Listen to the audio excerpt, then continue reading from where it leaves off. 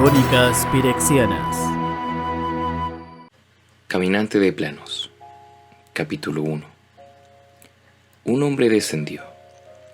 Su viaje había comenzado en las nubes, cabalgando sobre los vientos en busca de un lugar que recordaba pero que ya no conocía. Encontró el lugar de la misma forma que lo había encontrado antes, siguiendo los glifos antiguos de un pueblo que había excavado en la tierra. Glifos que habían resistido a miles de años de olvido y al cataclismo final de la Guerra de los Hermanos 5 años atrás. Gran parte de Tericiare había desaparecido en el cataclismo, reducida a polvo por el odio fratricida. Ese polvo aún se arremolinaba en el aire.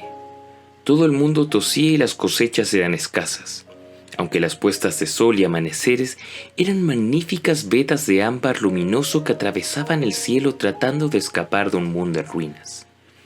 Aquellos que habían participado en esta guerra habían caído en una maldición. Esta decía: de Ursa su albedrío y de Mishra su poderío, que te pudras para siempre debajo del bosque de Argot hundido. Los rumores decían que Ursa había causado el cataclismo cuando utilizó un conjuro del Atnan para alimentar su último y más destructivo artefacto. Otros dijeron que el cataclismo fue producto de la maldición de Mishra cuando éste murió ahorcado por las manos entrelazadas de Ursa alrededor de su garganta. Unos pocos insistieron en que Ursa había sobrevivido a sus crímenes. A un año del cataclismo, todos los rumores habían fusionado en una maldición cada vez más común.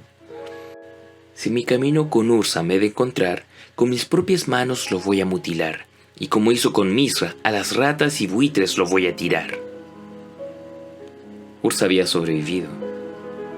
Había huido la maldición en sus infinitas variaciones. Después de casi 5 años de un exilio autoelegido, el antiguo señor protector de los reinos había pasado otro año caminando entre la gente de la destruida Tericiare. La escoria de Yotia, los sobrevivientes de Argivia, los harapientos, los hambrientos, los cojos, los desanimados.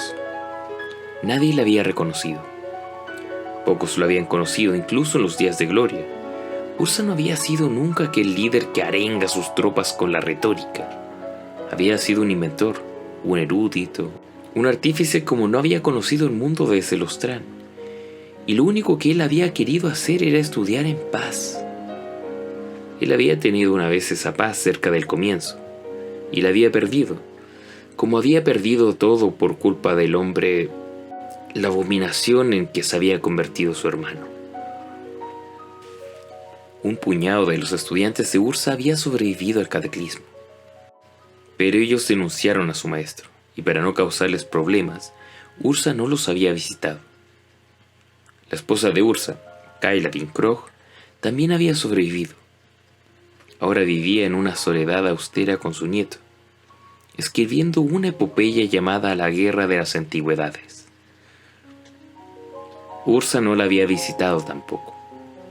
Kaila lo hubiera reconocido y él no sabría qué decirle. Cuanto a su nieto Yarsir, un muchacho de pelo negro y achaparrado, encantador, afable y agudo, Ursa había vislumbrado al joven solo una vez, y había sido mucho tiempo atrás. Su descenso continuó. Ursa no había querido volver a ese lugar donde la verdadera guerra había comenzado casi 50 años antes. Él no estaba avergonzado de lo que había tenido que hacer para terminarla. El haber llenado el sílex con forma de tazón con sus memorias había sido un acto de desesperación. El cuenco en sí mismo había sido un repentino regalo sospechoso. Y hasta ese día no había estudiado ni practicado la hechicería con anterioridad. En aquel momento él no había sabido lo que iba a ser el sílex, pero la guerra tenía que ser terminada. La cosa en la que su hermano se había convertido tenía que ser detenida, o de otro modo, el destino de Tericiare habría sido peor, mucho peor. No, Ursa no pediría perdón, pero tampoco estaba contento de haber sobrevivido. Ursa debería haber muerto cuando el sílex se vació. Él pensó que había muerto, pero las piedras de poder por las cuales él y su hermano habían peleado la habían salvado. Cuando Ursa despertó, las dos joyas de los Tran se habían convertido en sus ojos. Todos los dispositivos Tran funcionaban gracias a esas piedras talladas, pero su piedra del poder y la piedra de debilidad de Mizra habían sido tan diferentes de las otras piedras de poder ordinarias como una vela se diferencia del sol. Una vez reunidas dentro del cráneo de Ursa, las joyas Tran le habían devuelto la vida. Él no tenía ninguna necesidad de comer o dormir, aunque eso último lo seguía haciendo, porque un hombre necesitaba soñar, aun cuando él ya no necesitara descansar. Y sus nuevos ojos le dieron una visión que alcanzaba las esquinas oscuras de innumerables mundos diferentes al suyo. Ursa creía que con algo de tiempo los reinos destruidos de Tidiciare se recuperarían, incluso prosperarían. Pero él no había deseado mirar ese proceso insoportablemente lento y entonces se había ido. Durante 5 años, después del cataclismo ocasionado por el sílex, Ursa exploró todos los rincones de aquellos mundos que sus ojos vidriosos le revelaron. En uno de esos mundos, él había encontrado a otro viajero, una mujer llamada Meshubel que había confirmado lo que él había adivinado. Él había perdido su mortalidad el día que había destruido a Mizra. El cataclismo también lo había matado a él, pero las piedras de poder Tran la habían traído a la vida porque él siempre había sido un Planeswalker, un caminante de planos, como Meshubel misma. La caminante de planos le explicó a Ursa que los mundos que había visitado no eran más que un puñado de los infinitos planos del multiverso, los cuales podían ser explorados y explotados por un caminante de planos inmortal. Ella le enseñó a Ursa a cambiar su forma a voluntad y a comprender el pensamiento sin el inconveniente del lenguaje o la traducción. Pero incluso entre los Planeswalkers, Ursa era único, porque a pesar de todos sus conocimientos, Meshubel no podía ver el multiverso como lo veía Ursa. Sus ojos eran de un color marrón normal, y nunca había oído hablar de los Tran.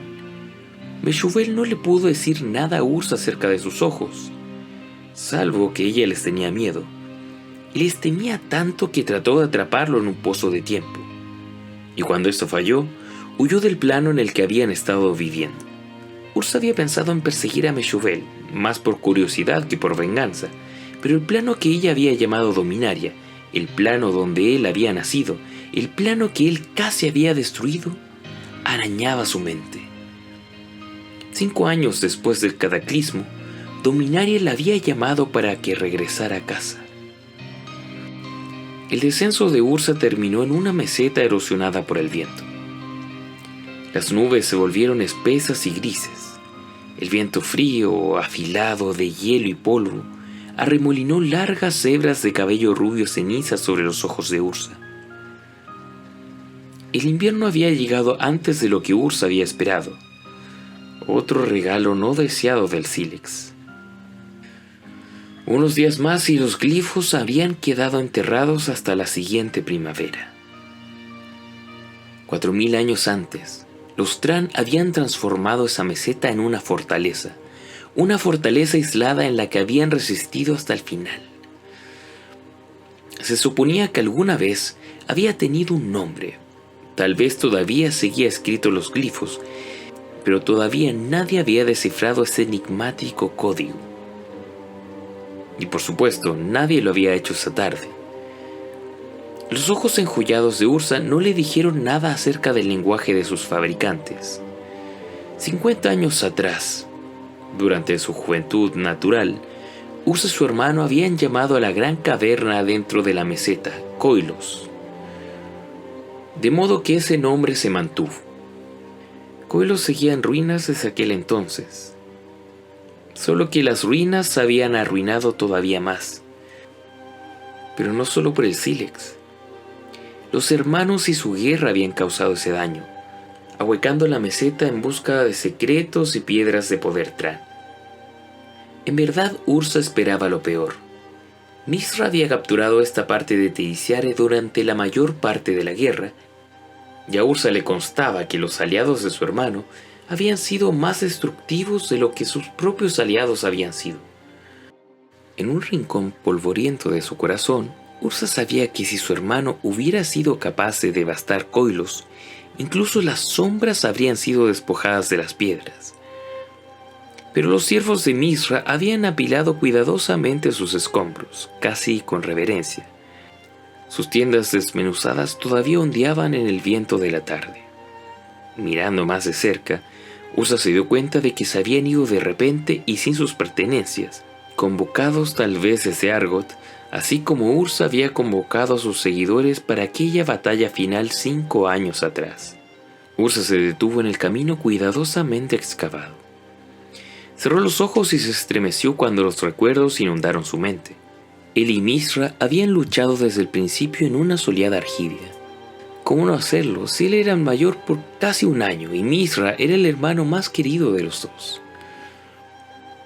Sin embargo, habían sido inseparables. Tan conscientes de sus debilidades que habían llegado a depender de las fortalezas del otro. Ursa nunca aprendió el arte de la amistad o el afecto, porque él había tenido a Mizra entre él y el resto del mundo. ¿Y Mizra? ¿Qué le había dado él a Mizra? ¿Mizra había necesitado algo de él alguna vez? ¿Cuándo? Fue la pregunta de Ursa al viento en un susurro tanto de rabia como de dolor. ¿Cuándo fue la primera vez que te alejaste de mí? Ursa abrió los ojos y reanudó su caminata. No dejó ninguna huella en el polvo y la nieve. Nada lo distrajo. Al cadáver disecado apoyado contra un poste de una tienda no hacía falta echarle un segundo vistazo. A pesar de las placas de metal oxidadas en su frente o las pinzas de bronce que sustituían su brazo izquierdo, Ursa, que había visto en lo que su hermano se había convertido, no se sorprendió al saber que los discípulos de Mizra fueran igualmente grotescos. Sus ojos enjollados observaron la oscuridad sin ver nada. Ahora, eso fue una sorpresa y una decepción. Ursa había esperado descubrir algo de la manera que un niño espera un regalo en la mañana de Año Nuevo. Si el decepcionado hubiera sido Mizra, lo único que hubiera conseguido sería una rabieta de verano, ruidosa y violenta, pero que se calmaría rápidamente. Pero si el decepcionado era Ursa, este lo hacía de una forma fría y tranquila, como el hielo, hasta que él mismo lograba descongelar el problema. ¿Acaso después de 4000 años habían saqueado hasta la última piedra de poder Tran? ¿Descubierto el último artefacto? ¿No quedaba allí nada más que sus ojos pudieran ver? Un destello de color azul opaco llamó la atención de Ursa. Arrancó un trozo de metal del tamaño de la palma de su mano, proveniente de las rocas y los escombros. Inmediatamente lo movió en su mano, curvándolo sobre sí mismo. Era Tran, por supuesto. Un artífice de la habilidad de Ursa no necesitaba ojos de joyas para reconocer una mano de obra de esa antigüedad. Solo los Tran habían sabido cómo forjar una especie de sensibilidad entre dos fragmentos de metal. Sin embargo, Ursa vio el metal de color gris a su lado más claro que nunca. Con tiempo, las herramientas adecuadas, los reactivos correctos y un poco de suerte, podría ser capaz de descifrar sus secretos. Pero entonces, actuando deliberadamente sin pensar, algo que muy rara vez él hacía, Ursa llevó el pulgar de su mano derecha a la parte más dura de la superficie del metal. Pensó en un surco muy específico que hacía juego con sus uñas. Cuando levantó el pulgar, el surco se encontraba en el metal y se mantuvo allí mientras poco a poco contaba hasta 10. Lo veo. Sí, lo veo. Es tan simple una vez que uno lo puede ver. Ursa pensó en Mizra. Habló con Mizra. Nadie más, ni siquiera su maestro alumno Taunos, podría haber captado las simetrías cambiantes que sus pensamientos habían impuesto al antiguo metal. Como si hubiera sido tu pulgar, le dijo Ursa al viento. Ese impulso, así como su amistad, había sido el regalo de Mizra. Ursa casi lo podía ver allí de pie, impetuoso y brillante, con no más de 18 años. Un cristal de hielo movió las pestañas de Ursa.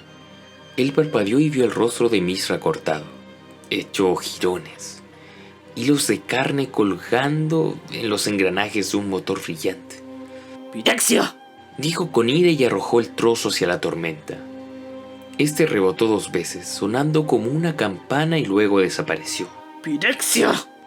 Había aprendido esa palabra 5 años atrás, el mismo día del cataclismo, cuando Taunus le había traído el sílex. Taunus había obtenido el tazón de Ashroth y, solo por esa razón, Ursa lo hubiera dejado de lado. Pero él ya había luchado con Mishra una vez ese día fatídico. Por primera vez, Ursa se había volcado en su piedra, la piedra del poderío. Y si su hermano hubiera sido humano, su hermano habría muerto. Pero Mishra ya no era un hombre. Y Ursa necesitaba toda la ayuda que el destino le ofreciera. En esos momentos caóticos, cuando sus miles de máquinas de guerra se lanzaron a luchar unas contra otras, no había habido tiempo para hacer preguntas o considerar sus implicancias. Ursa creyó que Mishra se había transformado en un artefacto en vida, y que ese solo acto abominable había justificado usar el sílex. Fue después, cuando ya no quedaba nadie a quien preguntarle, cuando las preguntas habían salido a la superficie. Taunus había mencionado a un demonio, una criatura de Pirexia que lo había emboscado a él y a Ashroth.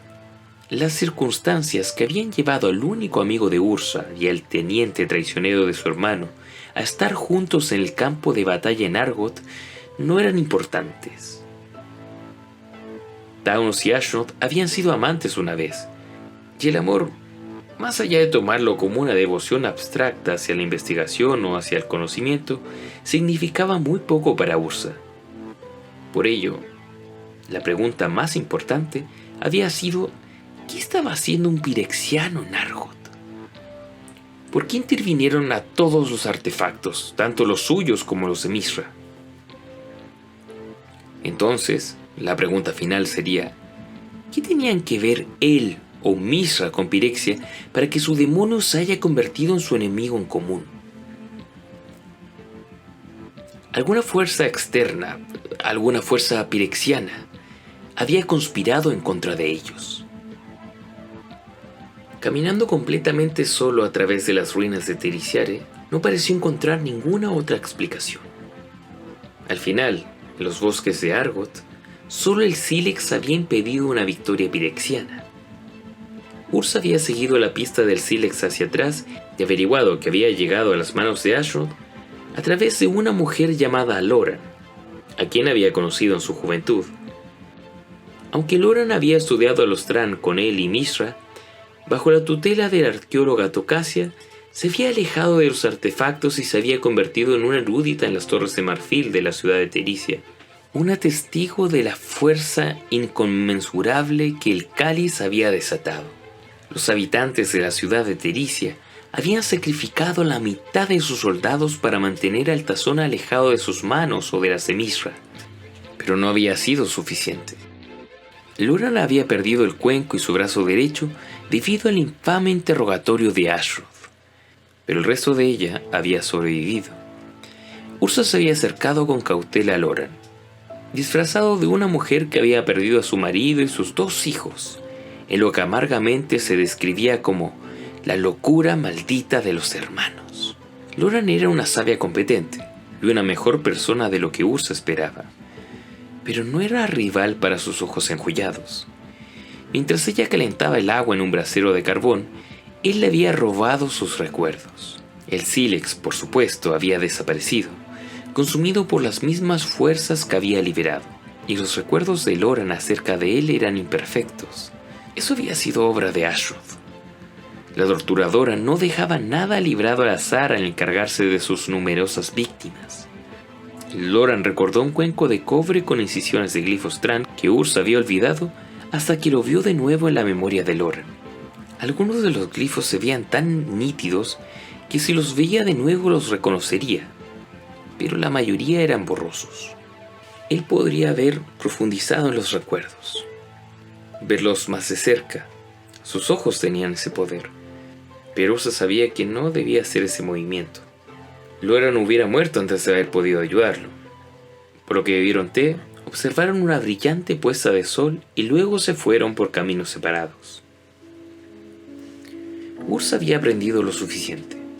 Los Tran, la raza que había desaparecido y que había inspirado a cada uno de sus artefactos, habían hecho el sílex, y el sílex había salvado a Dominaria de Pirexia.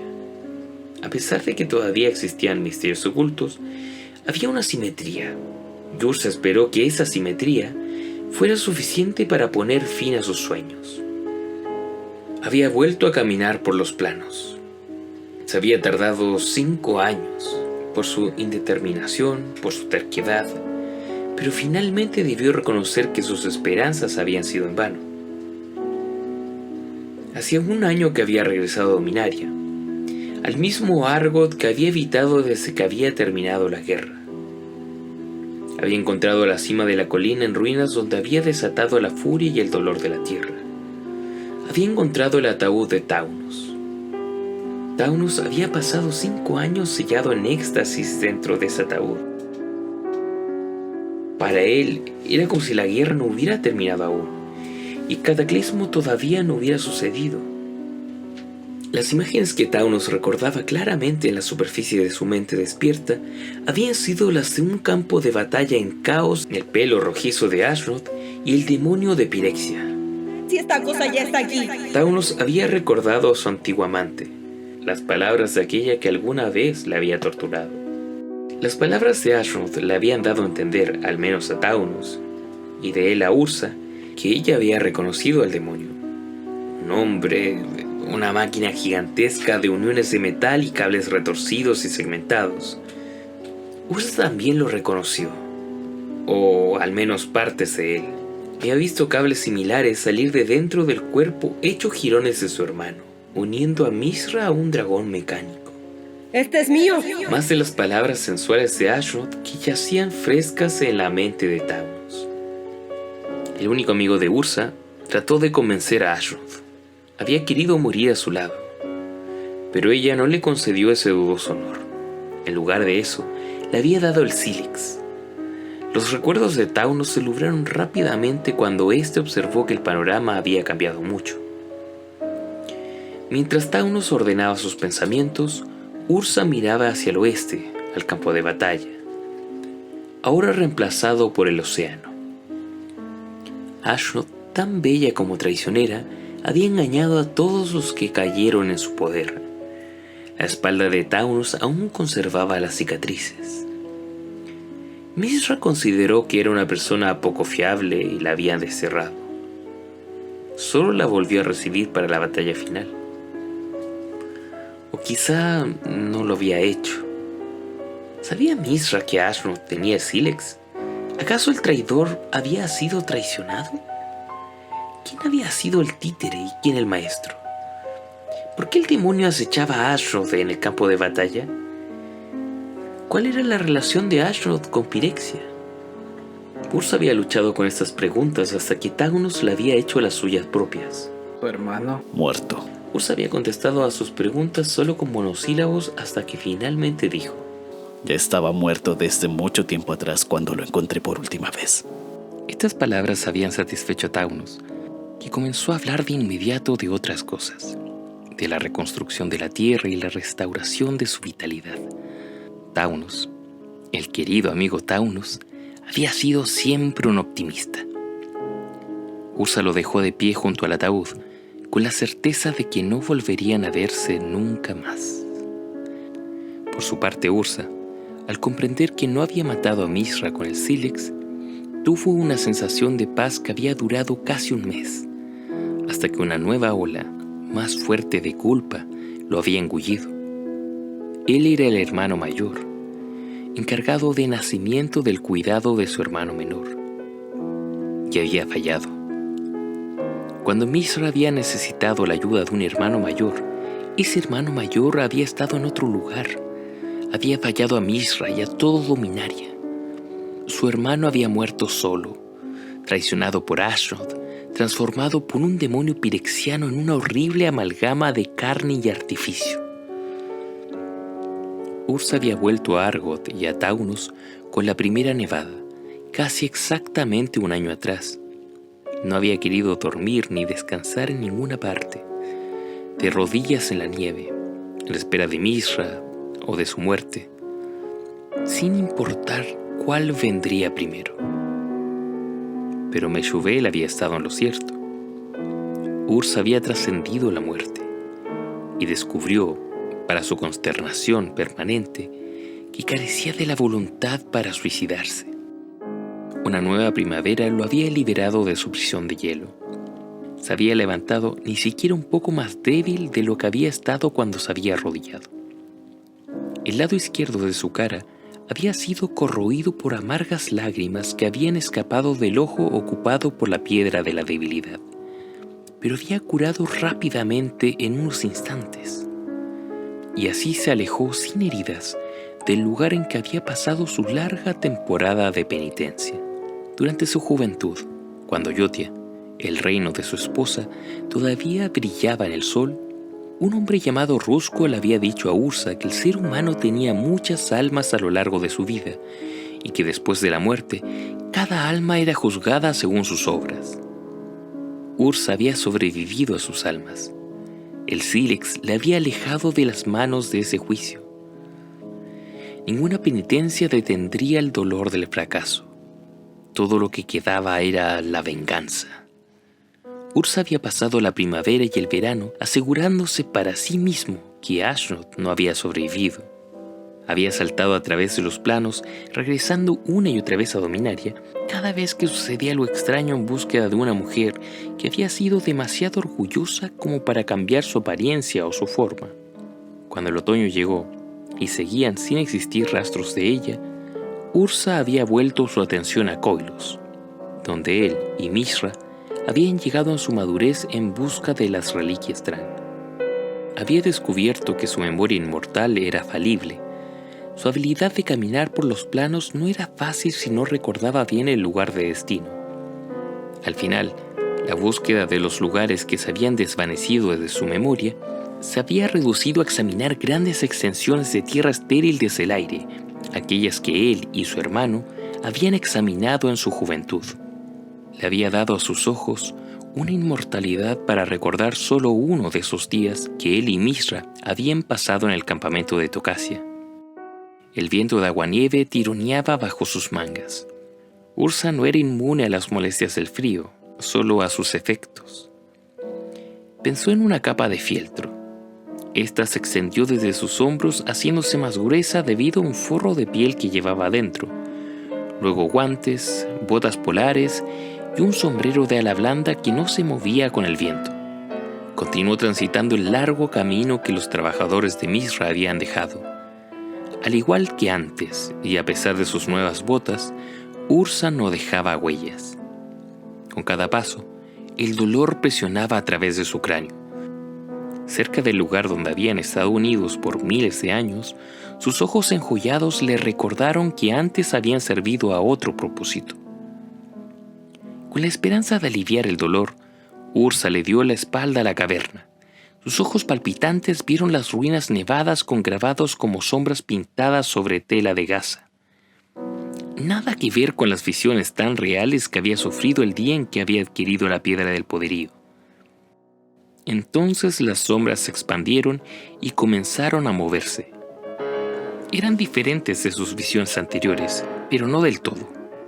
Donde antes había visto hombres vestidos de blanco construyendo arañas de un metal negro, ahora veía un campo de batalla plagado de artefactos.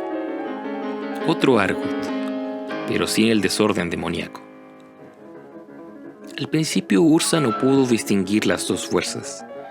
Como un observador no podría haber sido capaz de distinguir su ejército del de Mishra. Pero al observar más detenidamente, los bandos de la batalla se hicieron evidentes. Uno de los lados estaba de espaldas contra la caverna y estaba luchando por la libertad de las llanuras más allá de la meseta hueca. El otro formó un arco mientras surgía del estrecho desfiladero que servía de único paso para llegar a estas llanuras, tratando de aplastar a sus enemigos contra los acantilados. Destellos cegadores y columnas de humo denso estallaron por todas partes. testimonios de la desesperación con la que ambos bandos peleaban. Ursa aguzó la vista. Una fuerza tenía que ser la de los Tran, pero ¿cuál? ¿Y qué poder se oponía a ellos? Mientras Ursa meditaba esto, la fuerza del desfiladero obtuvo la victoria. Un enjambre de sus artefactos más pequeños irrumpieron en el gigante que se hallaba anclado en el centro de la defensa enemiga. Este sucumbió en un torbellino de fuego que llevó a ambas fuerzas a darle la espalda. El ejército del desfiladero se reagrupó rápidamente y capturó una parte del preciado suelo de las fuerzas de la caverna. Un grupo de una especie de guardias del desfiladero trajeron rayos de luz blanca que iluminaron la armadura humeante del gigante. El hollín cayó como lluvia y la armadura brilló con un color rojizo. Atrapado por la visión, Ursa empezó a contar. 1, 2. Los flancos de la armadura estallaron y los cables ya demasiado familiares se desenrollaron. Armados con filosas puntas de guadañas, los cables cortaron en dos partes a una gran cantidad de soldados del ejército de los desfiladeros, haciendo huir a la otra mitad. Pero ya era demasiado tarde. Las piedras de poder Tran completaron la destrucción del gigante pirexiano. Miles de años después, el polvo de la batalla se había acumulado en aquel lugar. Ursa apretó las mandíbulas en una sonrisa sombría de satisfacción. El flujo y el reflujo eran evidentes, ahora que había identificado el objetivo de los Tran: empujar a los pirexianos dentro de la caverna donde, presumiblemente, podrían ser aniquilados. Había sido como la batalla en Argot entre él y Mizra, una batalla final. La retirada no era una opción para los pirexianos ni para los Tran, por lo cual lucharon sin cuartel. Ursa perdió interés en su propio tiempo mientras la sombra de la guerra continuaba. Los pirexianos se agruparon detrás de su último gigante, cargaron contra el ejército Tran en su flanco derecho y estuvieron muy cerca de pasar a través de ellos. Sin embargo, los Tran no retrocedieron. Como hormigas abalanzándose sobre un trozo de fruta caída, todos se lanzaron contra el gigante pirexiano. Una vez más, se hizo imposible distinguir una fuerza de la otra. Ursa contó hasta 110, momento en el cual no hubo ningún movimiento en las sombras. Cuando llegó a 112, las sombras se iluminaron con la cegadora luz del mediodía del desierto. Como un acto automático, Ursa se protegió los ojos. Cuando bajó la mano solo había nieve. El dolor de su cráneo se había ido. Entró en la cueva completamente absorbido por lo que había visto. Sus ojos habían grabado la batalla final entre los Tran y los pirexianos. Parecía razonable suponer que la grabación de derrotas pirexianas era parte de su función.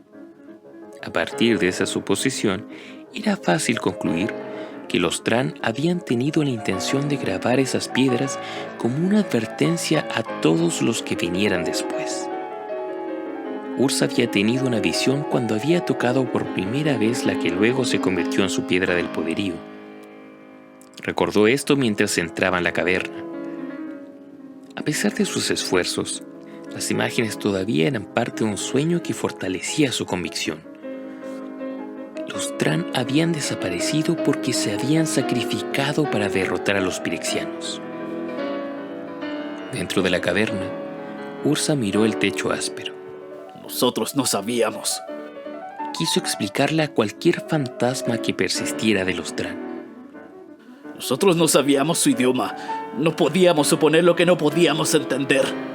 Ahora él lo sabía. El artefacto en el que habían encontrado a la piedra unida, el artefacto que él y Mizra habían destruido por completo, había sido el legado Tran a Dominaria, y el medio por el cual habían encerrado a su enemigo fuera de Dominaria. Nosotros no lo sabíamos. Cuando la piedra se dividió en dos partes opuestas, el cerrojo se abrió y los pirexianos regresaron. El enemigo había querido acercarse a él, el portador de la piedra del poderío, pero antes debían sobornar corromper y destruir a Misra, que solo había tenido la piedra de la debilidad para su protección. Las piedras no eran, después de todo, realmente iguales. La del poderío naturalmente era dominante sobre la de la debilidad. Así como Ursa, el hermano mayor, había dominado al más joven. Sin embargo, cegado por los prejuicios de un hermano mayor, y admitámoslo, por los celos, Ursa no había hecho nada. No, había hecho algo peor que nada. Había culpado a Misra, ido a la guerra contra Misra y deshecho el sacrificio de los Tran. La culpa era una presencia vibrante en el cráneo de Ursa. Cerró los ojos y aplaudió con las manos sobre sus orejas, pero eso solo lo hizo todo peor. ¿Por qué él y Misra no habían hablado? Durante su infancia y juventud, él y Misra habían peleado constantemente, amargamente, antes de reparar el daño con la conversación. Pero luego, después de que las piedras habían entrado en sus vidas, ellos ni siquiera lo habían intentado. Luego el conocimiento y la memoria llegó a Ursa. Hubo un momento, unos 45 años atrás, en lo que podría ser llamado el amanecer de la guerra. Habían llegado juntos a las orillas del río Kor, donde éste surgía desde la cordillera Kier. El señor feudal Yotiano, padre de su esposa, había venido a parlamentar con el Kadir de los Valaji. Ursa no había visto o escuchado de su hermano desde hacía años atrás. Él había creído que Misra estaba muerto y se había sorprendido mucho al ver que era el consejero del Kadir. Él, Ursa, que los dioses y fantasmas tomen nota, le había sugerido que debían hablar, y Misra estuvo de acuerdo.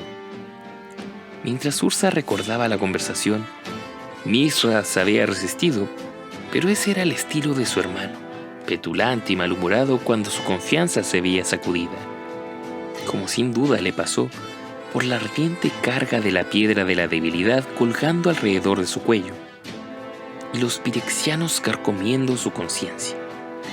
Seguramente Misra habría confesado todo esto si al señor feudal no se le hubiera metido en la cabeza asesinar al Kadir cuando comenzó el parlamento. Ursa recordó la matanza, la mirada en el rostro de Misra. De vuelta en Koilos, con las primeras nieves del quinto invierno después del cataclismo, Ursa se tambaleó y debió afirmarse en el suelo. Por unos momentos la culpa había desaparecido, reemplazada por una fría furia que lo llevó atrás en el tiempo al cuello del señor feudal. Fue su culpa. Su culpa. Pero el señor feudal se encogió de hombros y se lo llevó. Él era tu hermano, no el mío. Si los pirexianos no se hubieran llevado el alma de Misra antes de ese día a orillas del Kor, seguramente las dificultades posteriores habrían desaparecido. La culpa entonces era de Ursa, y no había nada que pudiera hacer para aliviar su conciencia, con la excepción, como siempre, de vengarse de los pirexianos. Por una vez, Ursa estaba en el lugar correcto. Koilos era donde los Tran habían detenido a los pirexianos aquella vez, y en su propia ignorancia le habían dado al enemigo una segunda oportunidad. Si había alguna forma de entrar a Pirexia, estaría en algún lugar dentro de Koilos.